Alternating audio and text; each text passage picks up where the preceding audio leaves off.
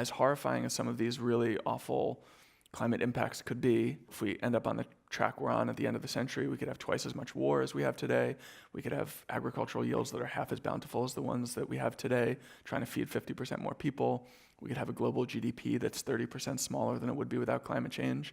It's an impact that's twice as deep as the Great Depression. It would be permanent.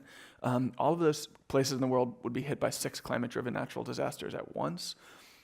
Climate refugees in the hundreds of millions, perhaps in the billions, according to the UN. Those impacts are horrifying. They can sound and seem paralyzing.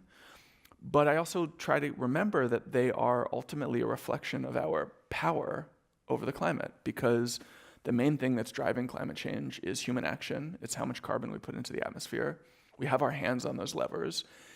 If it is possible to get to that quite hellish 4-degree scenario that we're on track for, that is just a sign of how in control of the climate we are, and therefore how much we could conceivably choose a different path.